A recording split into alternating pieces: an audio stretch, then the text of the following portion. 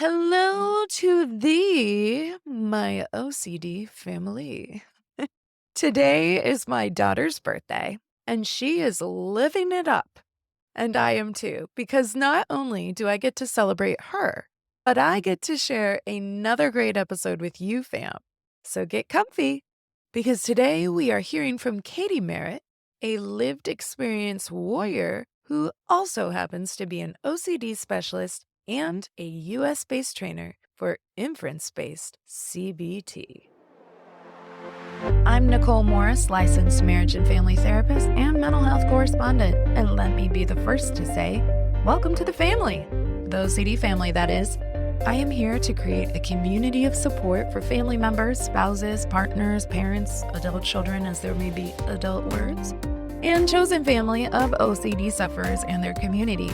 I've had over 22 years of experience in the mental health field, but please note that this information does not qualify or substitute as a diagnostic evaluation, therapy, or treatment, and it is presented on an as-is basis. Please follow up with a qualified mental health provider in your area regarding concerns for yourself or loved ones. Thank you for joining us today. Now, let's get started. Alrighty. Fam, so today we are in for a treat. And I have to say, in my household, the day started off in the most adorable of ways. So my daughter, the baby of our family, it's her birthday, and she is a whole 6 years old. So that is a whole hand, y'all, plus one. Very exciting. And I have to be honest, I ran to the store after leaving the office last night to pick up some streamers and an obnoxiously large cupcake balloon. Because, I mean, who doesn't love an obnoxiously large balloon? And I bought streamers. My daughter's favorite color is actually an array of colors right now. Why pick just one? I mean, I love that girl and the way she thinks. But she is low-key thrilled about any combination of pink, purple, and cyan or aqua. Now, personally, just between you and me, I can't really tell the difference between the last two, but it is a very important distinction for a particular 6-year-old. So I picked up some streamers and some other birthday necessities, and it was pretty late. I see clients until 10 p.m. in the evening because this is what has worked for my handsome husband and I's divide and conquer schedule. And so I was tired and I still had some charting to do, but I went grocery shopping and I picked up some birthday supplies. And I asked my husband when I got home if he could hang these streamers. So at the very least, Emma could wake up this morning and feel the magic of streamers. And yes, fam, I know that folks can have a great birthday without streamers, but Emma, she loves them. And we knew really, that this simple act would elevate her birthday morning. So I asked him to hang the streamers, and I won't bore y'all with the details, but he had had a long work day and was still working on helping create my oldest Halloween costume, and I had had a long work day, and we melted into sensitive puddles over who should hang streamers. And I have to say, it wasn't exactly one of our more productive conversations. But we left it on a note, or at least so I thought, that we would just hang the streamers tomorrow, meaning today, this morning. And streamers alone a birthday does not make. Emma's adaptable. She'll live if there are no streamers. She'll still probably be as thrilled as can be with this monstrosity of a helium-filled carb. So we are good. We're good. That's where I thought we were, period. So I gathered the birthday supplies I had just purchased from the store, and I put them away so she didn't rifle through them this morning, and I went to bed. Fast forward to this morning. The kids wake up. They're so excited. Mom, Dad, it's Emma's birthday. You've got to come downstairs. And to my surprise, as well as Emma's, it was a birthday miracle, y'all. There were white streamers adorning the area around our dining nook table. Only for a few of them, the tape got a little dislodged and it kind of came off. And a few of them had floated down and around a bouquet of flowers for the birthday girl and a pumpkin, because, 'tis the season. And I was shocked, but more than shocked, I was impressed because these weren't your ordinary streamers. They were two-ply, if you know what I mean. And with the natural loveliness of how they settled as they fell, it definitely looked like someone came and TP'd the table. Now, Patrick remarked that he couldn't find the streamer, so he improvised. And Emma, she just squealed with delight, pressing her little hands together and into her cheek as she exclaimed, "I'm so happy I could This was reality. And it was beyond perfection, family. If you had asked me last night, hey, what if we scrap this whole streamers talk and maybe even hang some toilet paper from the ceiling and call it a day? I would not have been okay. Because a way my OCD can show up, especially around the people I love most, and inconveniently, that often means during birthdays and holidays. I'm telling you, I'm already tired from Christmas, fam, and we haven't even started working on it yet. But my OCD can create such a story that says, well, yes, birthdays are bigger than streamers. That story also says streamers are so important and so necessary because of how much it will mean to Emma. So much so that I need to go grocery shopping and get streamers after a full day of work at home, seeing clients throughout the evening at my office, because if I don't, a girl won't have that magic moment. What if I could neglect and fail to do the things that are going to help Emma feel seen, feel valued? Emma will be impacted, and I will be responsible for that. So that story, the implications of that story, it trumped the reality of, hey, she doesn't know or expect streamers to be there or not. She's going to be thrilled until the untimely loss, depending on who you ask, of the cupcake balloon. We're good. You're good. It's fine. But I couldn't risk good. I couldn't even risk great. It needed to be better than great, or else. So as I cued into this and I stood on that bridge between the reality of the cupcake balloon that is going to be all the things, and it was, she does love that balloon, as well as a family that adores her, and that's what's here. And I looked on the other side of the bridge to see the importance of dying on this hill for team streamers. I decided to retreat back to the present. And as I did, I was like, dang, it's late, y'all. I'm done, and I am going to bed. So I surrendered to reality. I updated my husband, and I did just that. I hit the sheets. For me, my yellow brick road was leading me through the challenges and necessity of getting to Oz. And I use this analogy because the allegory of Oz surfaced quite naturally in my conversation with Katie today. And the reference has stuck with me because I think it's such a great and multifaceted example of how OCD, cast as none other than the wizard himself, holds so much promise, answer, relief, help if you can just get to Oz. But in the end, what is Oz? What is the wizard? It was a story, and the wizard was a fraud. And all the trials and challenges that we can experience along the way, along that yellow brick road, which we justified was worth it, wasn't. And so I really look forward to introducing you to Katie because her lived experience is so relatable, so authentic, and real. So I want you to hear more, but first, fam, I'll give you the down low on our sister from another mister. Now, Katie is a licensed clinical social worker in Connecticut and Florida. That sounds like a pretty good combo, if you ask me. But she's licensed and she runs a private practice specializing in multifaceted OCD treatment. Katie is the co-founder of the OCD Training School with Bronwyn Schroyer and Gina Abadante. And Gina, girl, I hope I'm saying your name correctly. If I'm not, my apologies. And fam, if you're wondering, if you're like, wait, Katie Merritt? Like the Katie Merritt of katiemerritt.com? Why, yes. Yes, it is. Facts. But in all seriousness, this is a great site where you can learn more about Katie and her practice. And you know, I'm going to put this all over on OCDFamilyPodcast.com so you can check it out, fam, because I know I've got you. So head on over there, look for this episode's blog, and you can get linked to katiemerritt.com to learn more about Katie. But without further ado, let's get started.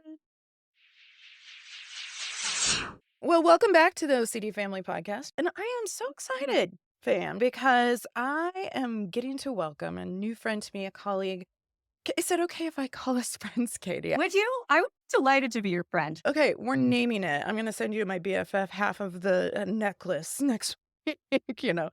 These. Yes, but today I'm welcoming Katie Merritt, and Katie is a therapist, OCD specialist, a trainer for inference-based CBT, and she's just an all-around lovely person, funny to boot, and so welcome, Katie. Thank you so much for joining us today. Hi, thanks for having me. You're welcome. So, Katie, today we're going to be talking. This is a really cool opportunity because Katie is one of the clinicians that I was able to learn and gain really a deeper understanding about inference-based CBT from. You were running a training and work as a part of OCD training school, and you and Bronwyn did a 2-day training that was fabulous that I was just honored to be a part of. And so we're going to be talking about I-CBT today, but we're going to be talking about a whole host of things. And you, like I, Katie, we both have lived experience of OCD. And Yep. so just starting out and just getting a feel for your story here, which came first?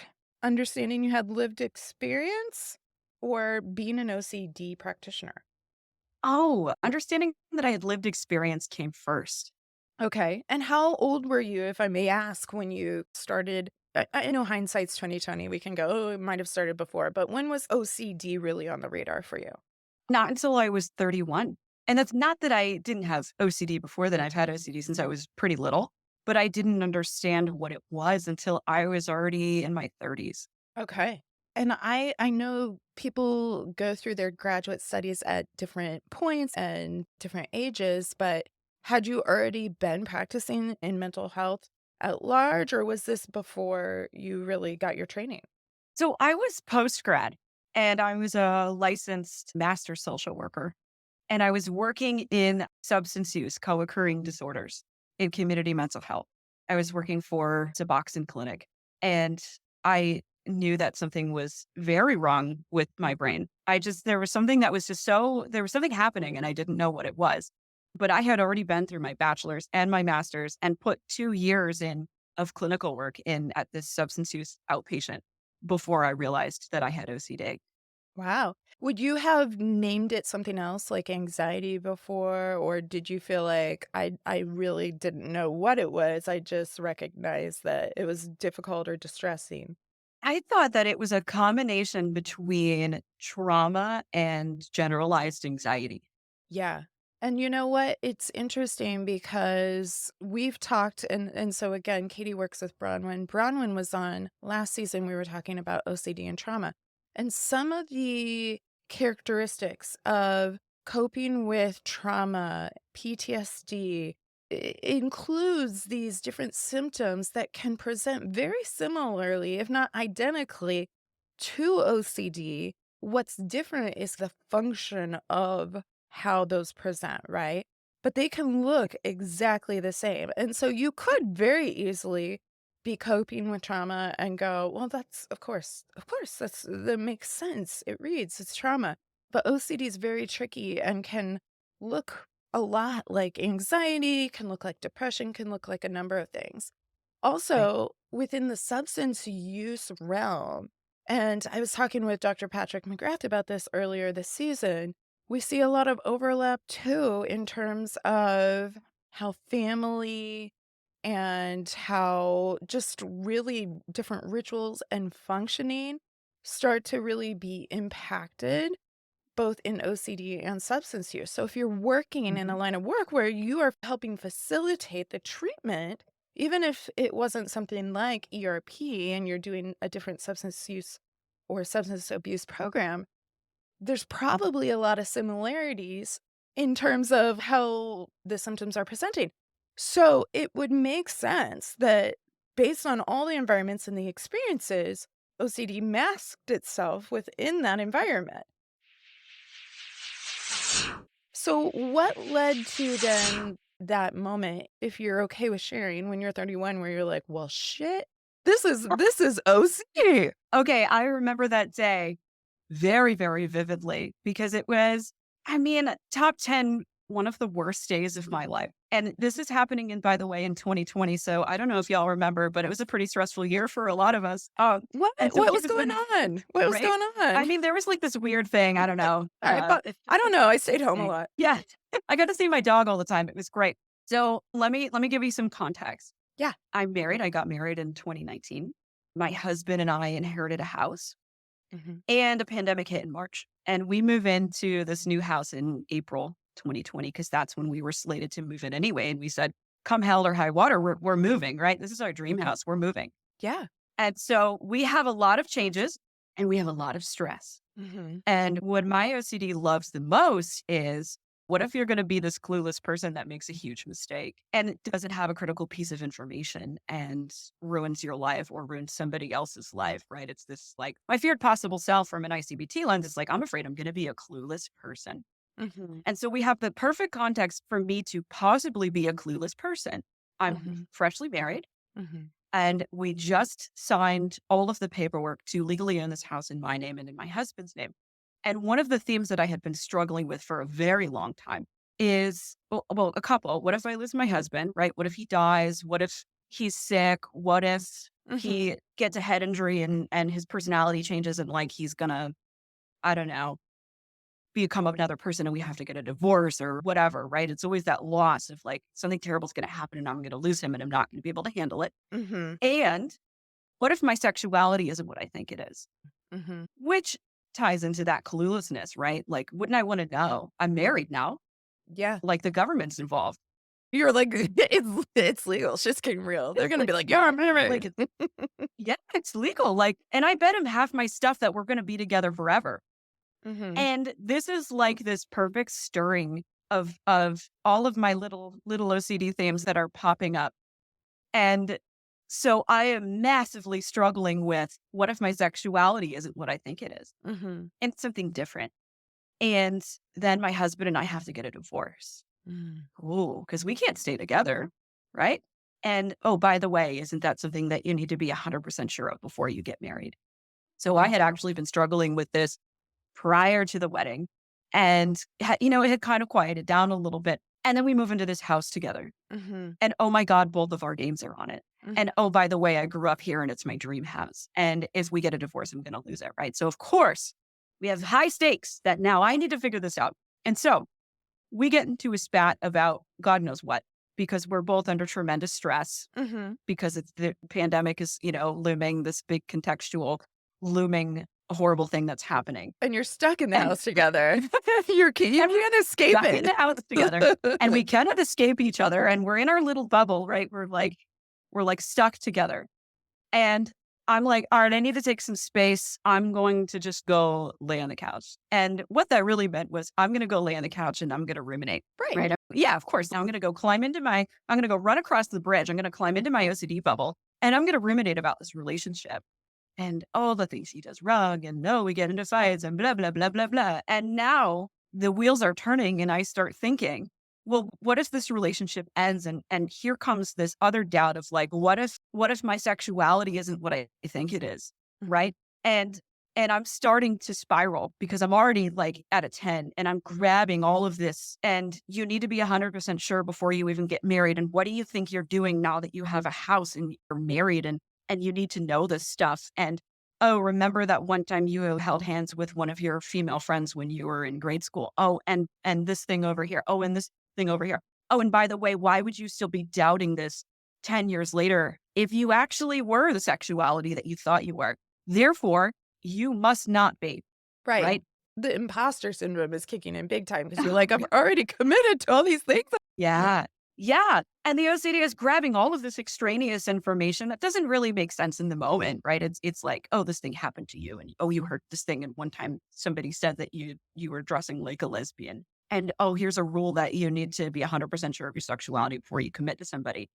And I'm laying on the couch and I just start crying Mm. because I'm like, if I were not a lesbian, I would not be having these doubts, right? Mhm. So I'm taking the presence of the obsession to mean that this is true. Mhm. I'm going, this must be true about me. Otherwise, I wouldn't still be thinking about it. Mhm. And I have a full panic attack.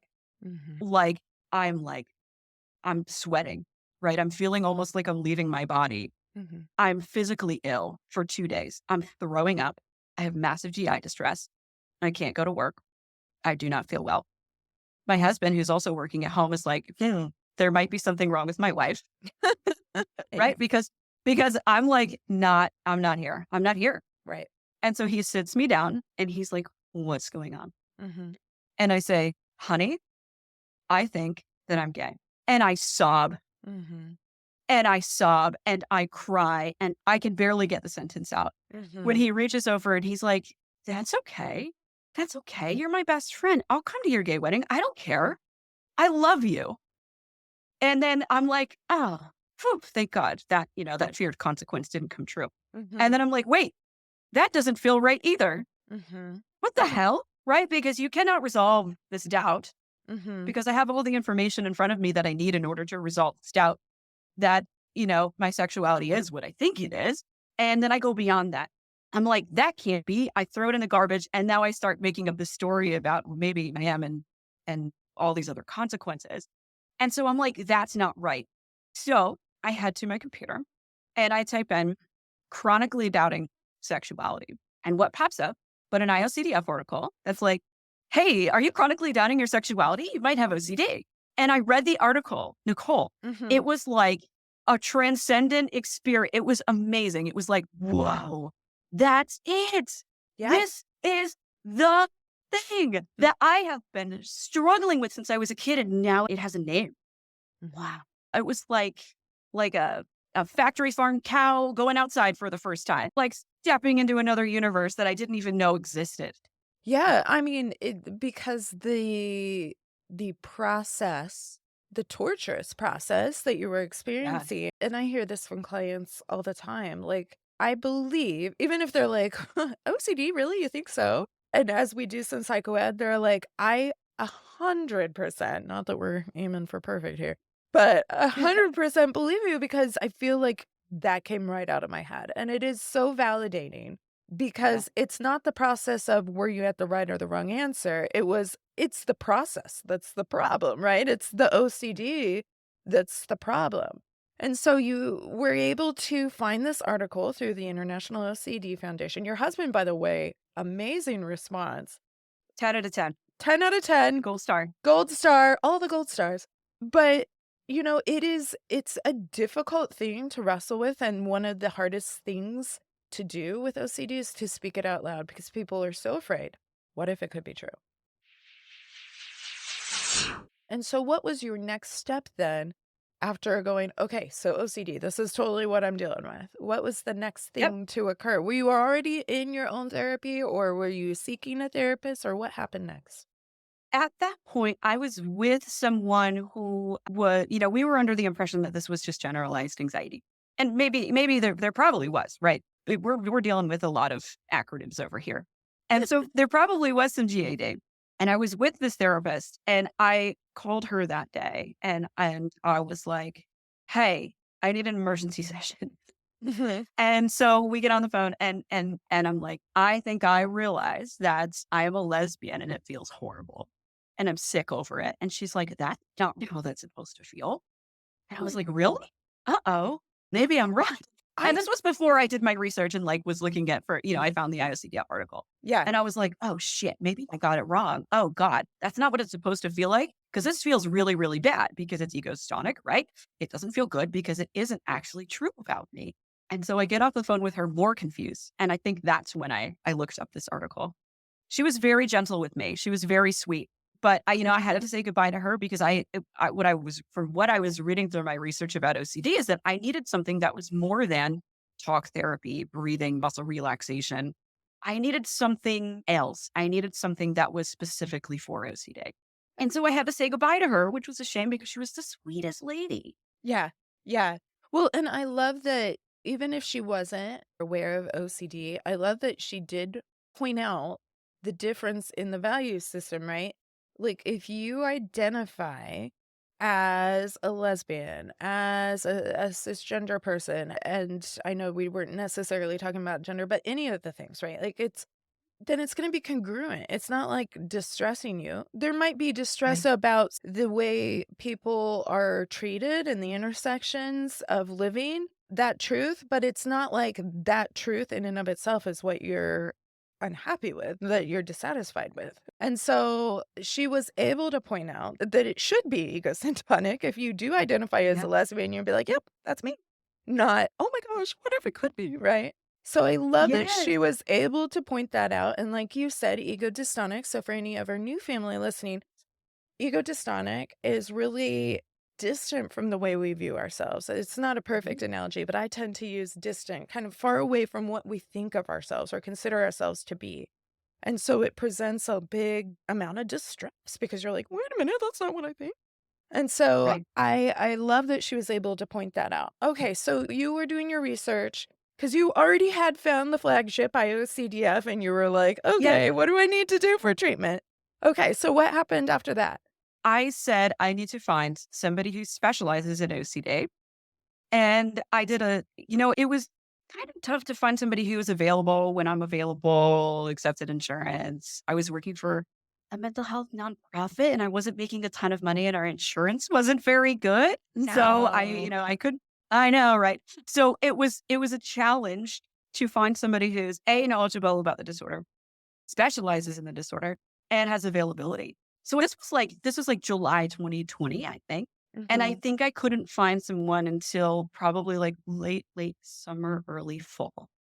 But I Mm. finally found somebody who ticked all the boxes. Mhm. But, actually, that is a pretty fast turnaround because as I'm sure you experienced even in your vocation, the wait list became really, really long. And Mhm. I loved that more people were tuned into, I'm struggling with my mental health, and then we're able to identify that. But at the same Yes. point, there were really intense wait lists. And so people could sit on a wait list for many, many months.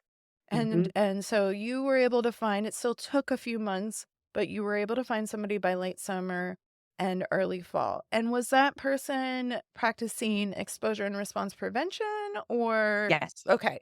So Yep. exposure and response prevention, the acronym we use is ERP for anybody joining us that is like, what? And so describe to us what that was like engaging in ERP. What was that like for you? So the therapist that I saw, who I still see, right? I just kind of like, we get in our once monthly, like 45 minute, and I'm like, I'm doing great. Here's everything that I'm doing. But her approach is very much like, we're going to do this based on your values, right? We're going to do this based on getting you back in your life. So we did a lot of experiential stuff, right? She walked me through, we did our hierarchy. We rated like, okay, what do you imagine your distress is going to be if you had to sit with this thing and not do your compulsions, right? And my compulsions were almost completely Mhm. mental compulsions, right? Rumination, mental checking, all that good stuff.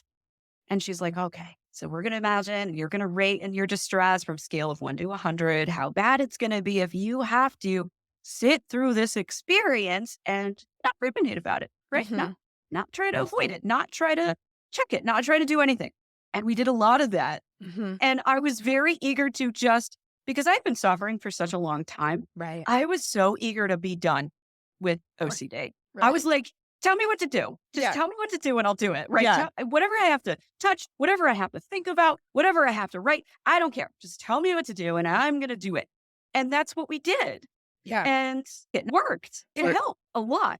for response prevention then, in terms of especially when it is primarily mental, can we speak to that piece too? Were you doing like non-engagement responses to keep yourself from ruminating, or what did that look like? Because I hear the feedback often, and this is where a lot of people struggle. If I'm doing therapy around a contamination theme and Mhm. I need to be able to tolerate and live my life even if I touch the doorknob without doing the compulsion of washing my hands excessively afterwards.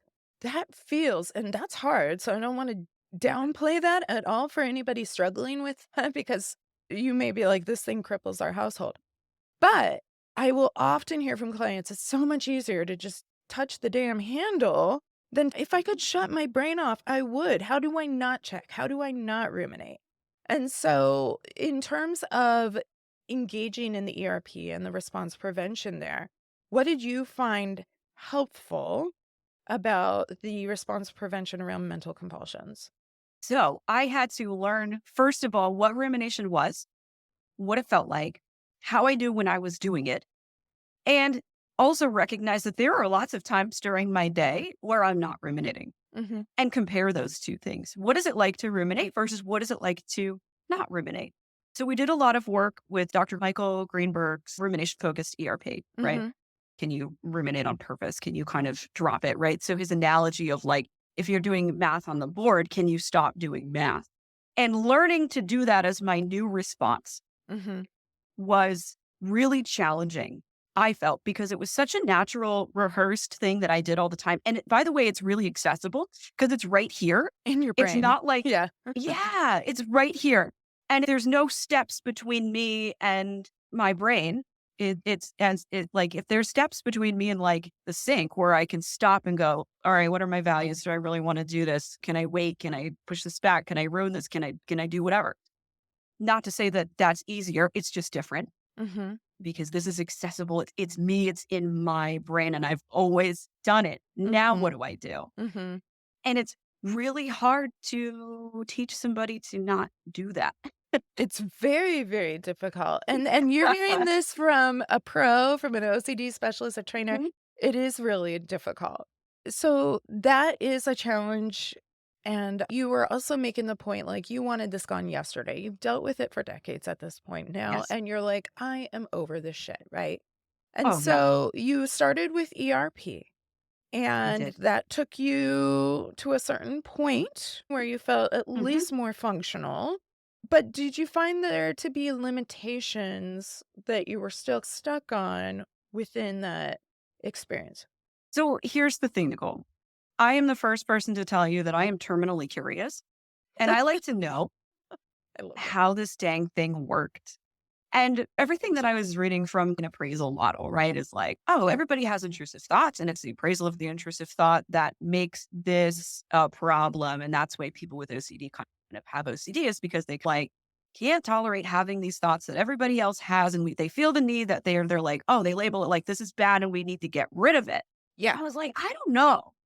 I don't know that everybody has these wackadoo thoughts that are coming into their head like lightning and catching them off guard. And it's gory and it's horrible and it's distressing. I don't know that everybody has that. Mhm. And I even asked my friends, like, do you get thoughts like this? And they're like, no. No, They're like, weirdo.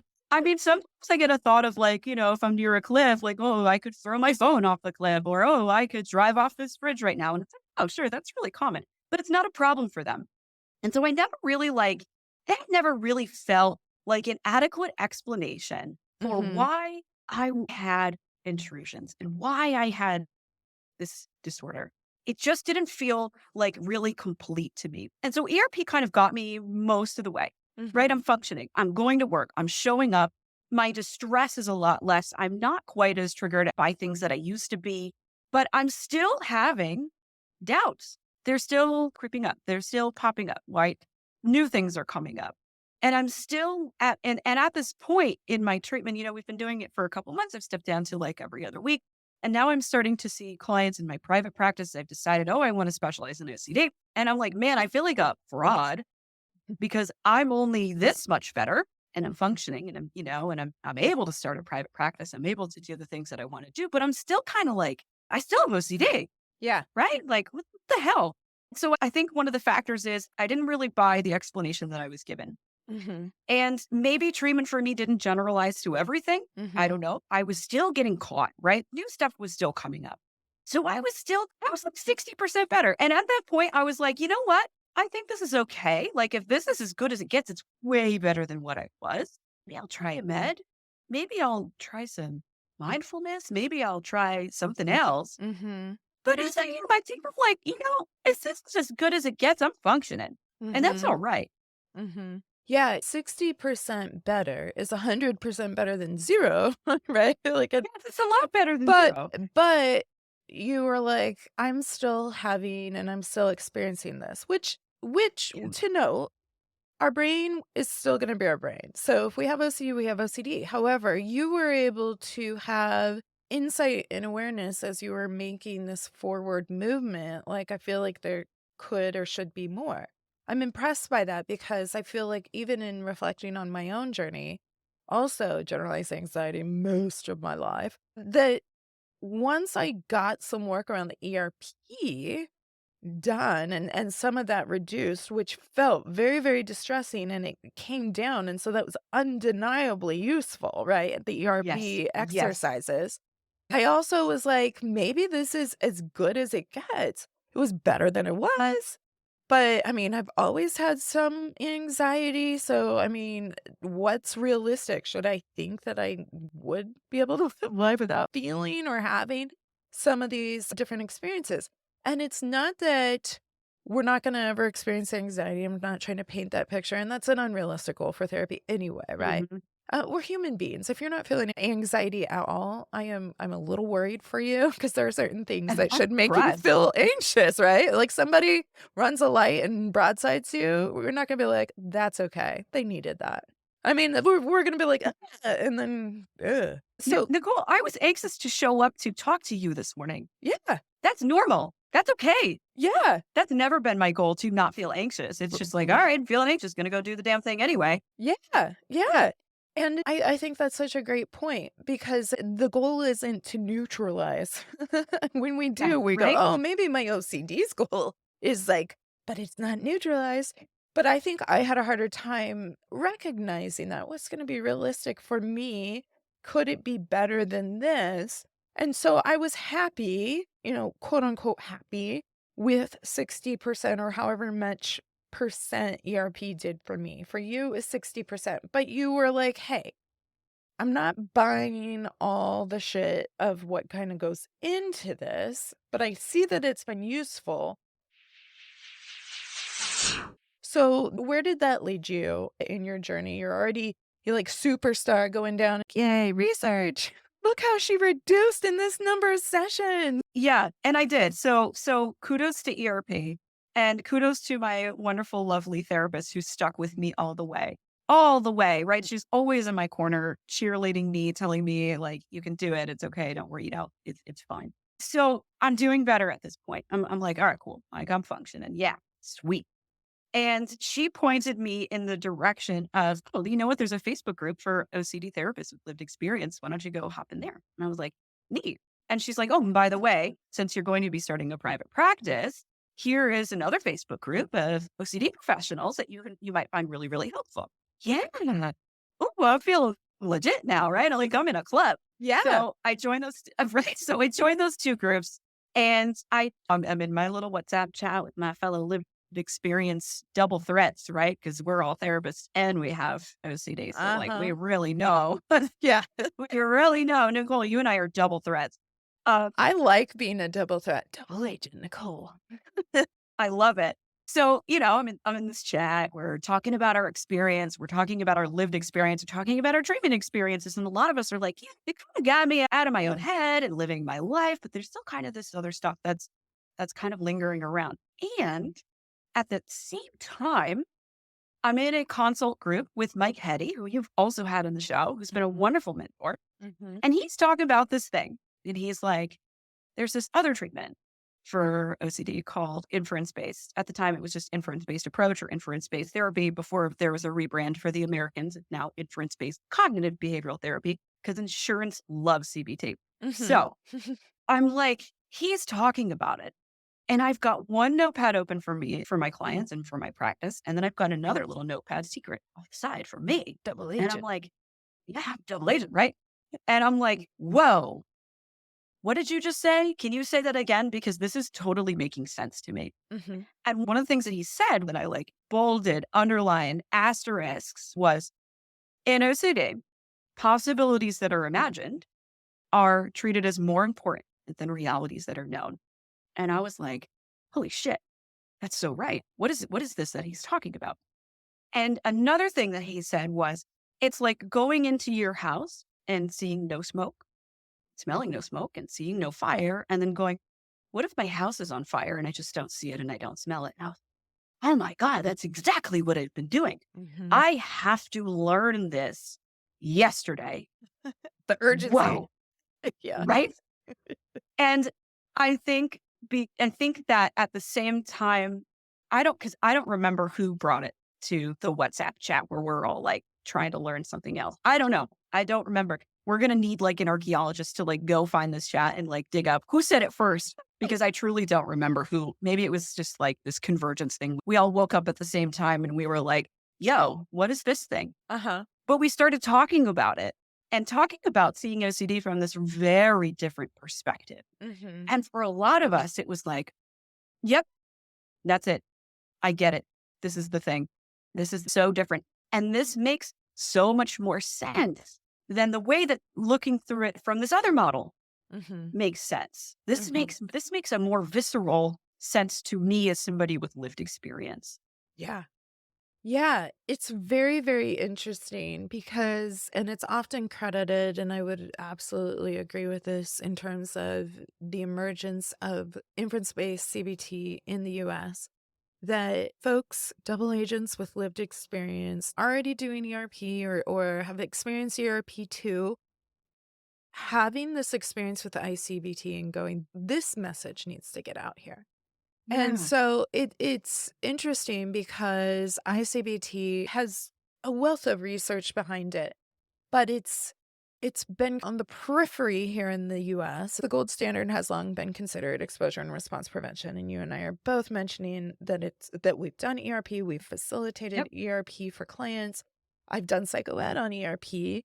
When I started this podcast, I was fully just in ERP, augmenting with ACT, which is acceptance and commitment therapy, really that value-driven therapy, mindfulness, some other things, also supportive and medication support. But in the US, a lot of the universities, a lot of the research institutes, a lot of the trials have been on ERP. And I understand enough of the academic world. I have a brother in law who's a pediatric hematologist and oncologist. Like when you go to grad school, you basically are joining the research that your mentors or advisors or chairs, department chairs are already doing. And so you launch in, you get accepted into a program, and you're matched based on how you fit within the grooves of the academic work already happening. And so when going into any kind of OCD research here in the States, unless you're in Utah and like again, getting to do ACT a little bit more exclusively because that is kind of the mecca for ACT, you're mostly doing ERP, and so coming in, there's not really an opportunity within the United States to just go ahead and dive into research on something like inference-based CBT. But inference-based CBT has been around for many decades at this point and has been doing independent research worldwide, and it is more common outside of the US. And so if you were in the US, which I am, you are, we were learning, we were trained here, we are gonna get exposed to exposure and response prevention.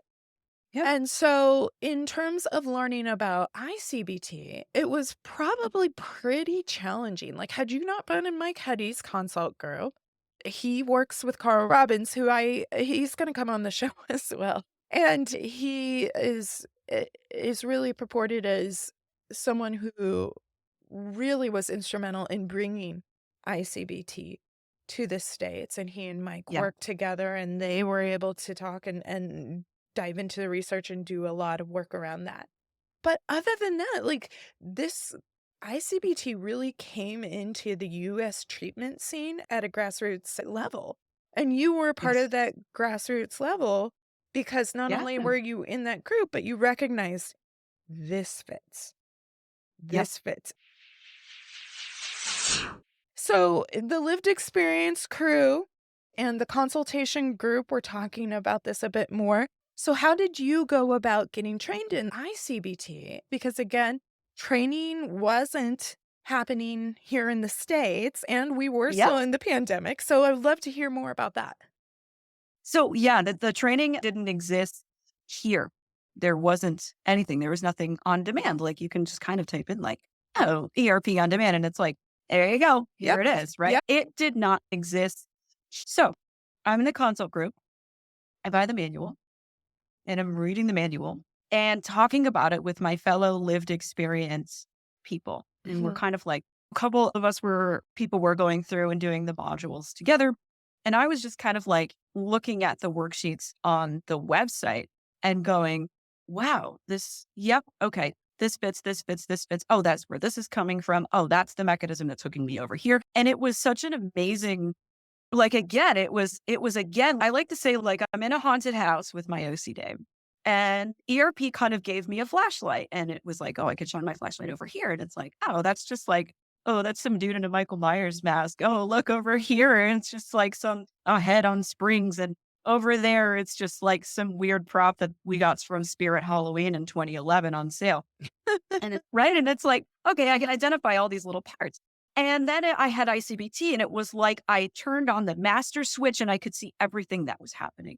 Mhm. I understood everything that was happening Mhm. with my disorder, and it made absolute perfect sense. So I'm going through the modules, I'm listening, they released Fred came and spoke to Mike and Carl's practice, and I'm listening to that, and I'm reading all the articles that were on the website, and I'm like just I'm saturating myself and I'm trying to learn it because you have to unlearn. If you're steeped in one model, which I was, you kind of have to like put that aside and come to this as a beginner's mindset because this is different. This is a really different way of looking at OCD. So Um, different. Yeah. so different. And talking about it with my lived experience friends and building connections and comparing notes and this is how I understand this thing and this is how I understand that thing. And oh, oops, I totally had that wrong. And correcting each other and discussing. So it was kind of like we had our own little like support consultation slash training group. Yeah. Yeah, and I really like that analogy of flipping on the switch because within inference-based CBT, what you learn is you learn why you were so absorbed and believed Yeah. this to be like common sense truth.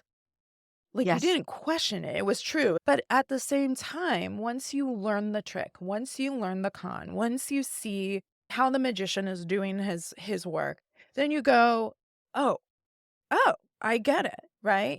So it Yeah. isn't like dismantling thing piece by piece if and when it does arise. Instead, Right. it's like, I can tell you with any magic trick ever that if I see it and I know it's a magic trick, then I'm not shook. I might be like, that's a really cool illusion. I have no idea how they did that. Some are going to be Yeah. better than others. Some are going to be real poor. I mean, my youngest likes to do magic tricks sometimes. She's like, "Where is the bottle top?" And then she's like, closes her hands around it. I'm like, I don't know. Okay, not the most complex, but there are some really tricky, complex tricks. And then, but I never once have been like, but what if it could be true? Because I know, I get it. I get how the magician Yeah. does his thing. He makes it appear so convincingly real that you wouldn't Mhm. question it. And yet you go, oh, the suspension of disbelief. You're like, it has to be a trick, right? Yes, it is a trick. Right. And so that is what OCD is. You start to realize, like, if I see the puppet master behind all of this, then I'm swayed by the puppet master. Exactly. Yeah. Exactly. And that's exactly what I felt like I was missing through just doing ERP Yeah. was the why and the how. Yeah. Because I was still getting kind of like blindsided by this other stuff that's coming up. And I'm like, God, am I going to be playing freaking whack a mole forever? I can't do this forever. This sucks. Yeah. So that's what learning I-CBT for me was like. It's like we pulled back the curtain and here's Oz, right? Like, whoa. And the Whoa, wizard. there's nothing. Yeah. And it's like, wow, there's nothing to be done Yeah. here. Yeah. There's nothing that I need to do, even if a doubt pops up.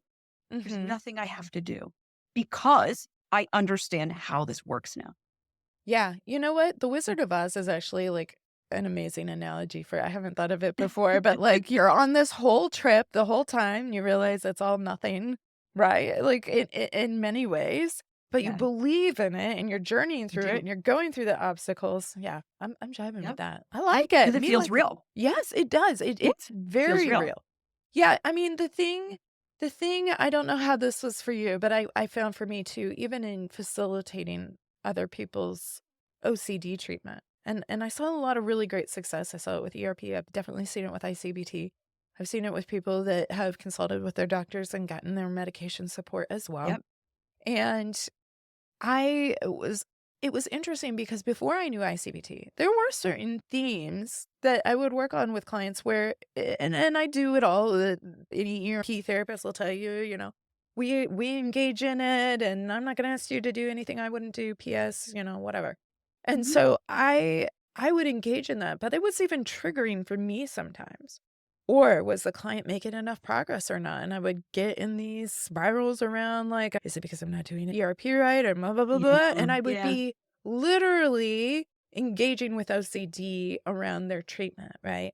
And so Yeah. I found that to be a phenomenon. And once I started to understand I-CBT again, whew, it was one of those things where I was like, I see the trick here. I see the trick for them. They start to see the trick. We get to cheer together and be like, yeah, like, because Yes. it's so life-changing to just not have to one off these different, yes, the man in the mask, the spring, the this, the prop. Mhm. It's so life-changing just to be like, it's all shit. It's all shit. And I Yeah, it's all don't bullshit. I made this up. Oops. yeah. And it's not to say that I don't get caught in obsessional sequences still. I still make inferences of doubt, and they've greatly reduced, but it still happens because I still have my brain. But I do catch on pretty quickly at this point. Yeah. I could take weeks, months, years to resolve certain thoughts where I just go, "Oh, from an ICBT perspective, here's where I've made this inference of doubt. It's not Yes. true. I Right. don't have any evidence for it in the here and now, but it reads because I would be the person that would suspect this could be the issue based on my feared Yes. possible self." So yeah, Right. it's pretty interesting, and I wonder, did you find similarly when you were starting in private practice, starting to do OCD treatment, that it could trigger you in different ways than when you started doing Ah, I-CBT? girl, you don't have any idea how hard it was for me to do notes because every time I hit submit, I was like, what if, right? Whoop, It's here we true, the go. government now have built it. Yeah. It's like, what Just if kidding. I did that wrong? Yeah. And and then I get audited and blah, blah, blah, blah, blah, I lose my practice, blah, blah, blah. Right. And it's like, yes, it had a whole new level of bullshit that I had to deal with because guess what? I'm culpable now. I am liable now. There's nobody above me where I can be like, oh, my supervisor did it. Right. Right. It's me. It's all coming down on me. Sign your Um, license. and that's always been like my thing, right? It's like the world's going to end and it's going to be my fault because I thought about reality too hard. I'm the one person who stepped on a crack and now my mom's back is broken. Oh, I threw out a little chapstick that she gave me and somehow she's going to know and it's going to hurt her feelings and she's going to, right? It all comes down to like, I'm responsible for everything. And so Mhm. if you put me in a situation where I am actually responsible for everything, my OCD is going to go, oh, Ugh. you're gonna have a bad time, Katie. Yeah, it's like, "Level up, Katie, level up." Yeah, right? Yeah, it's interesting. One of the things I remember right before I really started learning about I-CBT, I was gonna have Mike Hetty on, and was in a book club with Angie McDaniel, and she had told me that she was meeting with Mike for consultation, and she had introduced the idea of I-CBT. And I remember, Angie, if you're listening, we should go back and have a chat about this and debrief because it's kind of funny looking back at it now. But we got together for book club on Zoom, and she was like, "Hey, so have you heard of I-CBT?" I had heard chatterings about I-CBT, and the chatterings were not inviting me to want to know more in Right. terms of the peripheral, I don't know, way that people were conceptualizing I-CBT. But I respect Angie. She's bright. She's a wonderful clinician. And so she was telling me, well, I think there might be something to it. And so she was trying to explain it to me. And I can't even think of it's like so foreign to me now how I was conceptualizing it at the time. But at the time I was thinking, it sounds like glorified rumination Mhm. that we're Mhm. like positively reinforcing. How behavioral can I sound? And so in terms of like this all sounds wackado, but she was like, "Hey, maybe we should read the book as our next book in book club, the manual and this and that." And have you heard of Mike Hetty? You might want to reach out to him, blah, blah, blah. So I reached out to Mike and said, would you be willing to come have a conversation with me about I-CBT? I'm open to it. I don't know what it is, so I can't criticize it, but also I know that there's a lot of feelings swirling about this. So could you explain it to me? And in my researching for it, I watched, I think it was an OCD Whisperer podcast with Christina Orlova and maybe Catherine Goldhouse, where I Mhm. was trying to track it, and I'm like, this all doesn't make sense to me still, right? But I bought the manual and I was like, I'm gonna give it a try. At the time, I remember I was doing treatment with a client that had some scrupulous OCD around their religious practice and their faith. And I had facilitated an ERP exercise that they had a very big reaction to. Like, this is Yeah. heretical, and they were pissed at me. And in hindsight, was it a value-based ERP exercise? It probably could have been more considerate in terms of the value base, but it also wasn't as bad as my brain was taking in the feedback Mhm. as. And the client had a very, very big reaction. And I think this spoke more to their struggle with the scrupulous OCD than it did with their actual faith.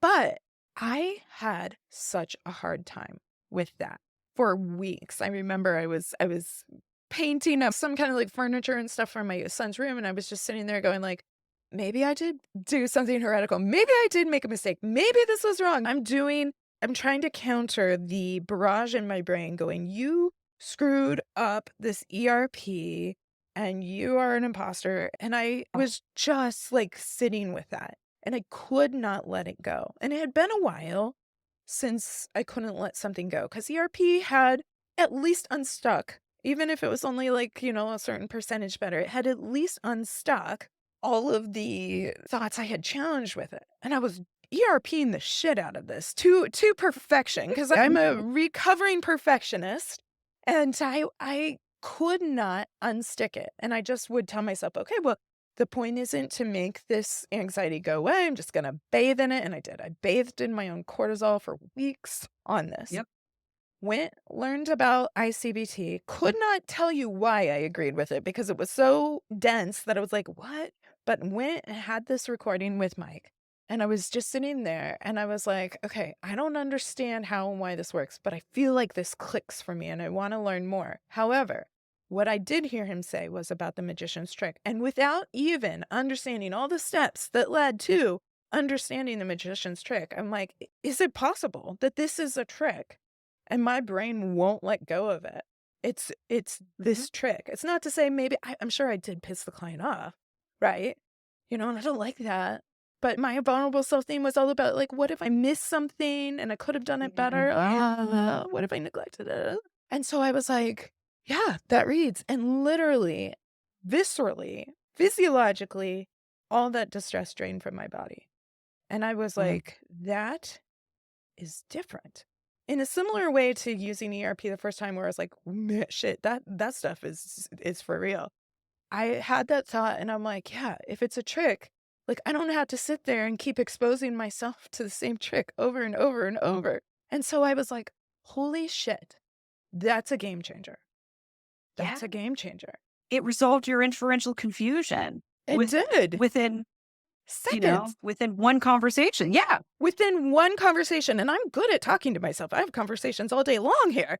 And I one conversation, and it was like all the power of that moment was just shut down, powered down. It was like, boom. Like it just didn't matter anymore. And I thought, I need to know more. I need to learn Mhm. more. So you ended up learning about I-CBT through Mike as Yep. well, and learning and training, and you were able to be a part of the training Fred facilitated for their practice. Oh, I just watched a recording on it. Oh, okay. You Yeah. watched the recording. And so how did this lead? Because now you are one of the four mothers, let's say, instead of four fathers. You're one of the four mothers. So does that I work? love it. You do? Are you going to tell your girls? You're going to be Yeah. like, hey. Okay. So you're one of the four mothers of I-CBT really getting disseminated here in the US. And so What led to what was at first the collaboration of lived experience or Lived Experience Collective. the Lived Yeah. Experience Collective. So you formulated the Lived Experience Collective, which is now OCD Training School. And can you tell us about how that came about and what it's been like trying to get up and going and facilitating this for people Yeah. interested in learning more? Yeah. So we are all like an N equals one experiment with I-CBT. And we went, this works. A training doesn't exist. We're all social workers. So we're like, oh, we got to find a need and fill a need. Right. And we're like, all right, we need to disseminate this. So Bronwyn Schroyer sent me a message and she goes, hey, I like you. I trust you. You seem cool. I want to put together a training. Do you want to do it with me for just the first one? Right? Because I don't want to facilitate this by myself. I'm a little scared. Would you co facilitate this with me? Mhm. And I'm like, yeah, okay, well, yes, I will. So we did that and we're like, all right, well, we'll have like 8 people come to our first one. Mhm. And so she took, we kind of like leapfrogged the modules. She's like, you do the odds, I'll do the evens and we'll put this together. It'll be a weekly format. People will come over a series of like, I think we did like 8 weeks because we combined some modules that were a little shorter. Mhm. And and we'll do that. And I was like, sweet, let's do it. It'll be fun. It'll just be like, we'll just do one. I have a couple extra bucks in my pocket. I make a new friend. What could be better? It'll be really cool. Mhm. And then we had like 24 people express interest. And we're like, oh crap. I think we might need more people. Yeah. Yeah. We think we may need some help here because we were not prepared for this. We have full caseloads. Yeah. This is, we need some help. And so we had 2 fully formed groups that we handed off and we recruited some other people. I was like, we need a website. What are we going to call it? These 2 people over here are also doing trainings. This person over here is doing something. Can we just kind of like put up a website and just have it be like our collective portfolio? Yeah. And this is like the landing page for like our cool little group of friends who are doing all kinds of projects and stuff. Yeah. And that was the beginning of it. Mhm. And over time, some of those people moved on, they fell off. At one point, I was like, people are getting confused because they think they're coming to Bronwyn's training, but they're signing up for over here. And it became kind of like a mess to keep everything straight. Mhm. So we ended up separating our projects. And some Yeah. of us went over here and some of us went over there. And so now it's Gina Abundante, Bronwyn Schreier, and myself running OCD training school. And we just kind of like, I don't know, separated, went our own ways, Yeah. reorganized, restructured, whatever corporate term you want to use. And Yeah. that's where we landed. And that's where we are now. Nice. And OCD Training School, that's the web address too, OCD Training. Yes, we wanted it to be snappy and memorable. And our plan eventually is we're going to start with I-CBT training because that's what we have. We have that made. Let's make a new website. We'll make a new landing page. We'll make a webinar version. We'll do this, that, and the other thing. But Yeah. we're going to want to branch out eventually. Why don't we call ourselves the OCD training school Yeah. instead of like the I-CBT training school? Because we want to do so much, but we only have this one product that's ready to go. So why don't we brand ourselves this? And eventually we'll come out with some other stuff. Yeah. I love it too because it doesn't draw lines. It says, yes, we're going to be talking about I-CBT, but it's all OCD, right? And Yes. so the good news, the great news for us family is that this means there's more than one Yes. evidence-based treatment.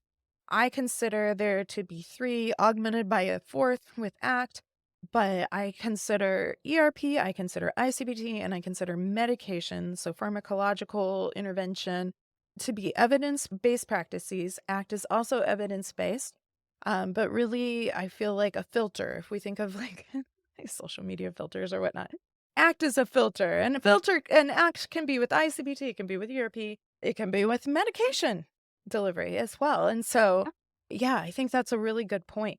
And so, in terms of the growth that has occurred since 2020, it's pretty phenomenal. I think even from, I'm going to look actually, I'm curious, as of the date of the recording, I'm going to see how many people we got in this group. We have like it's part mine. No, but I didn't start. Yeah. It's grassroots. It is grassroots. Let's see, 2,314 people as of this time of recording. I bet I know that there will be more by the time this posts. because there's more Every day. every day, and moderators accept them in and all of that, and give a big hello and hi there. And so when I joined, end of December, maybe early January, there were 700. Oh, listen, when I joined, and I think it was December 2021, there was like 45, and I was one Wow. of them. Yeah. Wow. Well, because you're one of the foremothers, though. Yes, you were there, Yeah. though. I Yes, was there. you were there. You were there. But it's interesting because it's like it hasn't even been a year since I've been in there, and it's already grown over 300%. Yeah. And that's partly because of the demand going up from clients that are learning, but also Yeah. from Right. clinicians that are learning and getting some exposure and hearing about the conversation and going, I'm willing to at least learn. I'm Mhm. I'm I'm willing Yep. to take that time. And so I think it's really powerful, and I'm hopeful that right now there's even more research, and I can't remember the name of the article, I'll have to look it up. But I know there was an article even out of Eric Storch's lab that was saying we need more evidence-based treatments for We OCD. do. And so I'm hopeful Yeah. that we'll continue with that. Because something that was alarming for me, and I would love to kind of hear your thoughts on this. I didn't treat OCD my whole career. I came into treating OCD after encountering a client that had such severe OCD that I couldn't even miss it because I had missed it a lot over my career once I Mhm. learned. I was like, "Oh shit." But hindsight is 2020, right? And so I learned about it later in my career, but I can tell you from different areas, even within anxiety and depression, for anybody that's ever been to an ADAA conference, that's the Anxiety and Depression Association of America, or any other like mental health collaboration and training, there are multiple evidence-based practices that work for the treatment Yeah. of multiple different disorders, which is great because not everybody's going to jive with one or the other. You might Mhm. make some progress to some extent and may need to try a different one to make further progress. You may not respond to them. There are a lot of different possibilities. And so when I came into OCD, it was really interesting because I'm like, there's one. Right. Right? It's ERP, Yeah. there's one, and the answer is there wasn't one, but we were kind of in our own bubble, no pun Yep. intended, here in the US, and ERP is one. Yes. Absolutely, it is one. So is I-CBT. I-CBT is one. Mhm. And so this has been a really important learning, and I went through this whole spiral even with the podcast because when I started it, I had the intrusive thoughts segment, and then I was like, "Well, there's not intrusive thoughts in ICBT, and am I living a lie?" And blah, blah, blah. And then I was like, "Shut up, Nicole, like calm woman." I was just like totally like, who cares?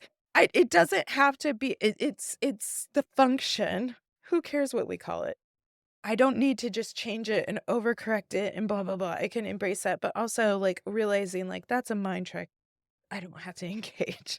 In fact, I think it's kind of funny now. Like, I have people like Fred on. I have yourself. I have, folks that are disseminators of I-CBT, and I'm like, "That's right. So when we wrap up, we're gonna go into an intrusive thought segment. That's my application segment, and I enjoy that. I enjoy the irony." But yeah, I mean, it's been a journey in that learning process, and I'm hopeful because what I do think, and I will say to give credit to all sides here, because I don't want it to be about taking sides.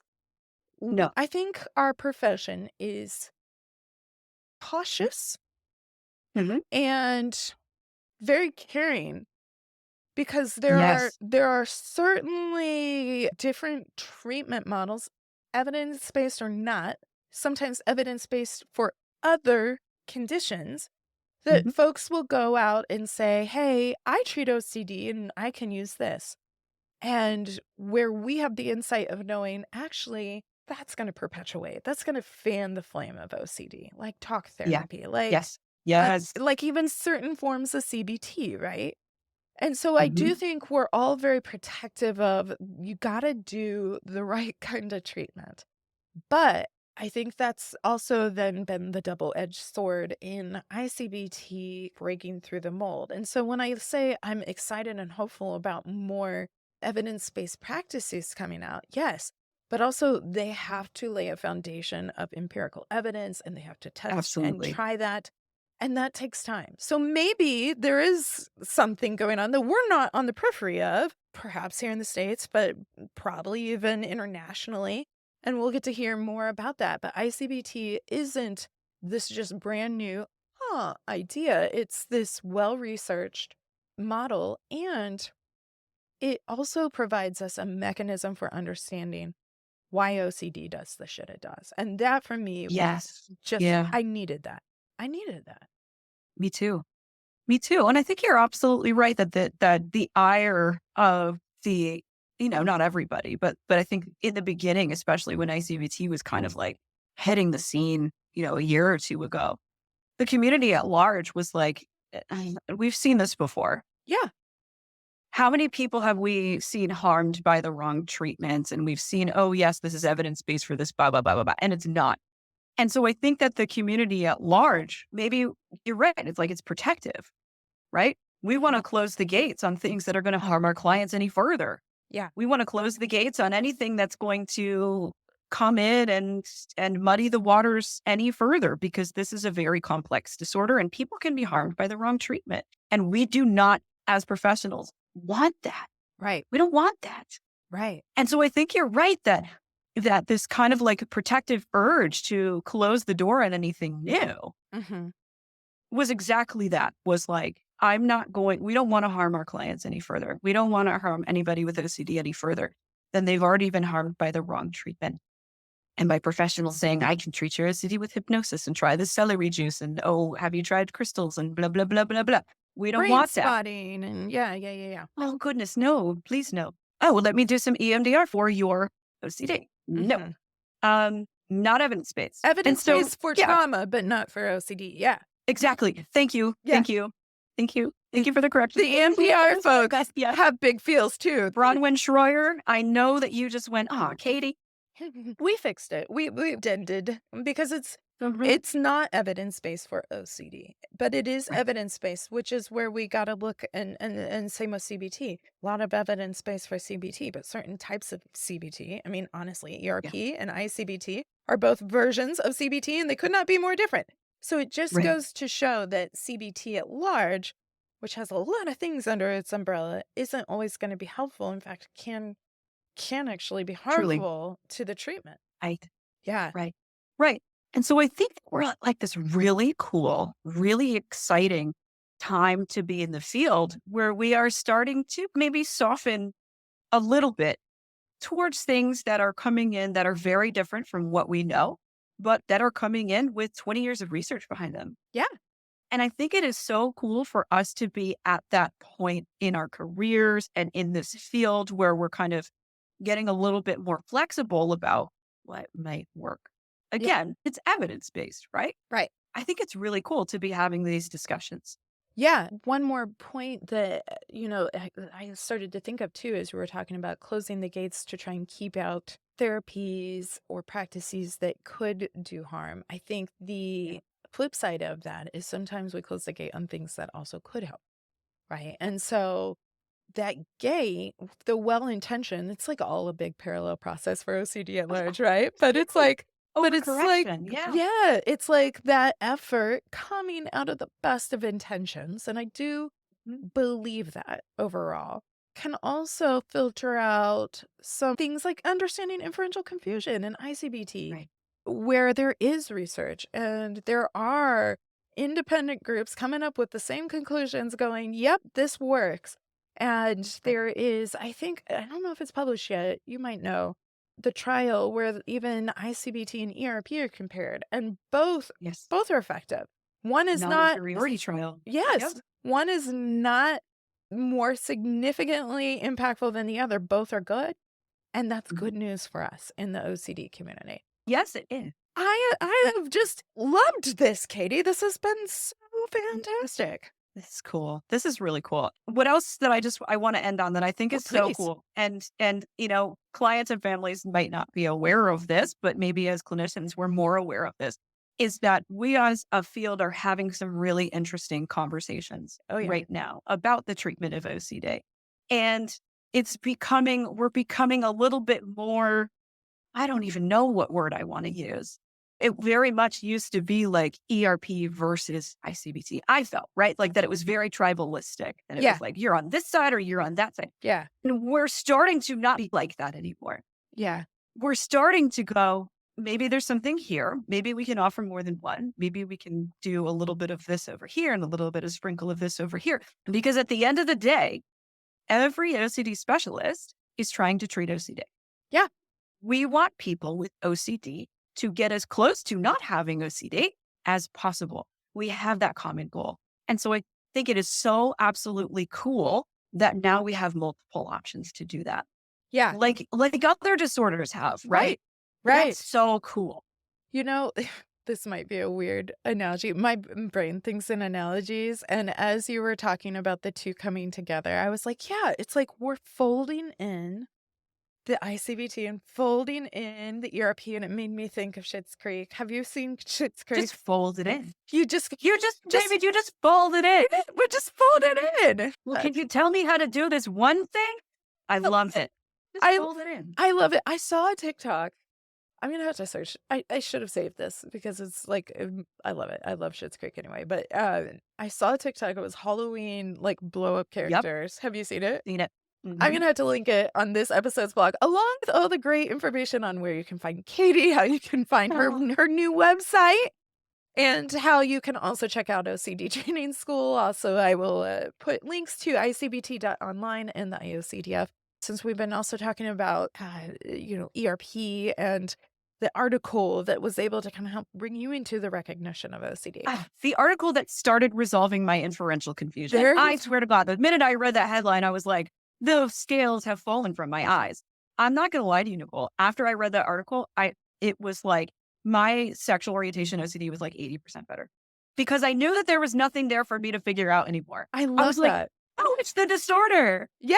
Yeah. Yeah, that's what it was like for me too in I-CBT when I was there I am painting my kid's armoire and I'm like, "Oh my gosh." Yeah, it's not a thing.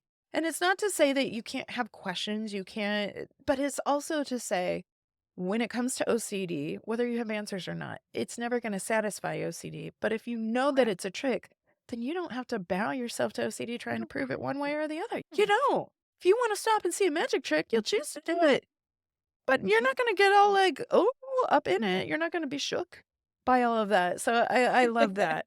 Let me ask you this, Katie. Do you guys have any upcoming trainings? Yeah. So through OCD Training School, we have two inference-based CBT trainings coming up. We have one, it's a 2-day intensive, right? So it's 4 hours per day.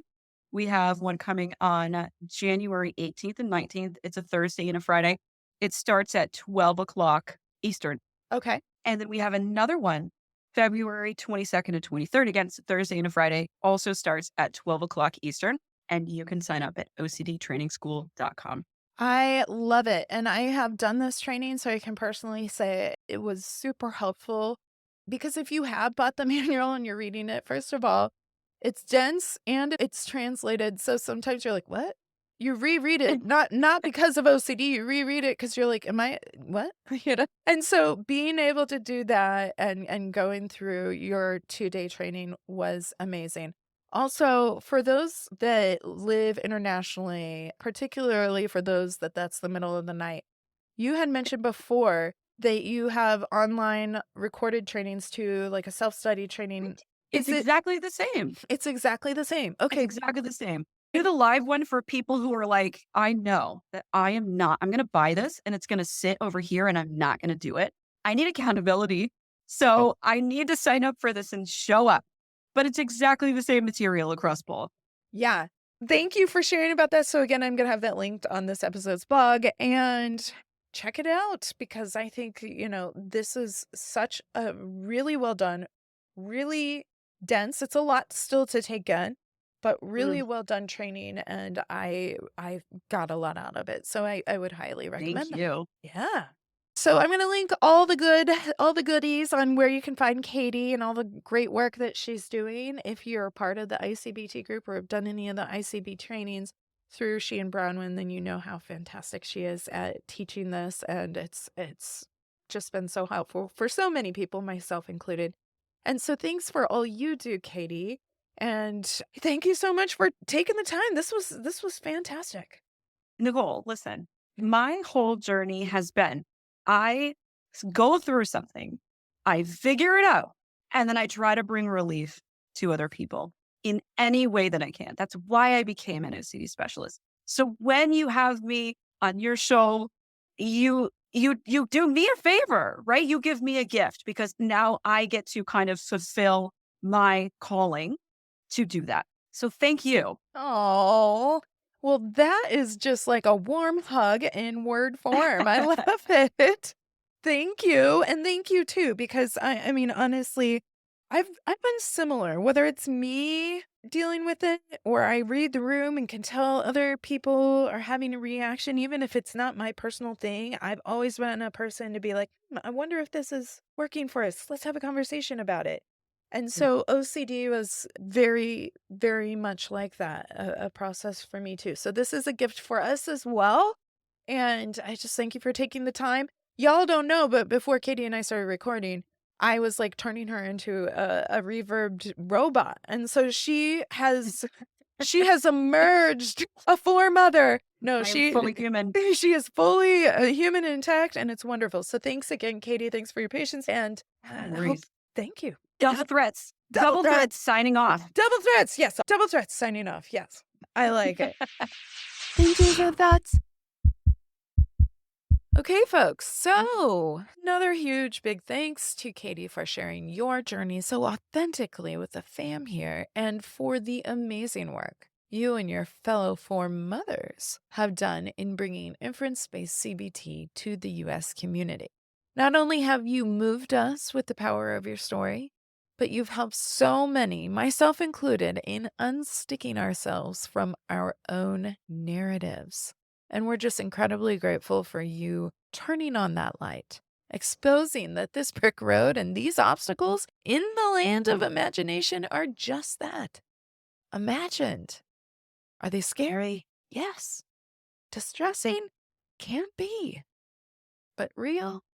No. Relevant? No.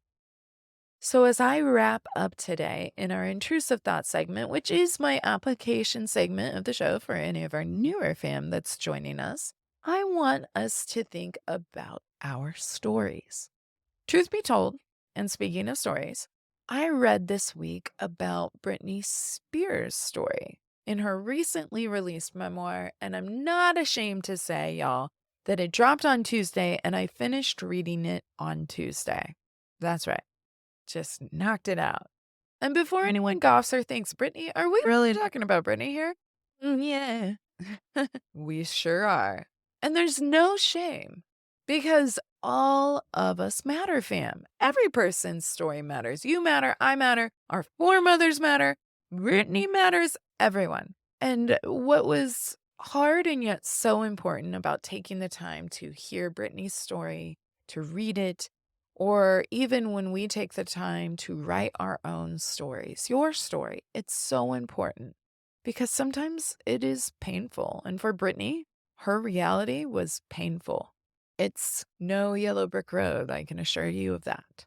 It's hard and tragic, sometimes exhilarating and exciting, often traumatizing and shaming. But it's her story.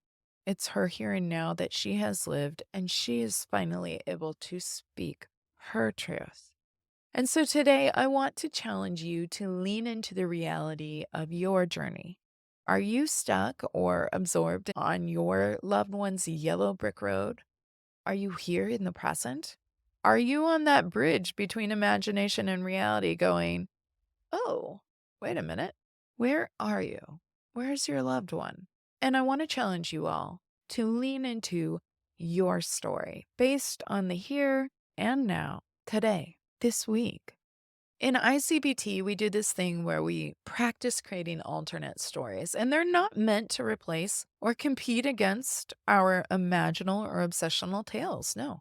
I mean, there is no competing with the Wizard of Oz, right? But we are interested in telling alternative stories based on our sensory evidence, based on our common sense, based on our reality in this moment. So I'm going to give you an example of my alternate story about today And I want to challenge you to try it this week too. So here's my story. I woke up early today, a little groggy, but two excited children and the biggest hug from my birthday girl. I walked downstairs to find a teepeed mess of perfection. And you know what? Turns out it was better than perfect. So there's my story, fam. What's yours? Thank you for joining me and our OCD family community. If you enjoyed what you heard today, please like and subscribe to the OCD Family Podcast wherever you enjoy your podcasts. Did you find this content helpful? Please consider leaving a review. The more people that know they're not alone, the better. For more information regarding today's podcast, please visit ocdfamilypodcast.com and remember to join the email list while you're there. It will provide you with the most up-to-date information, resources, and the down low on the family chatter. Oh yeah, nothing says family like trying to bear it with Katie Merritt. That's right, I went there. And you can too at OCDFamilyPodcast.com.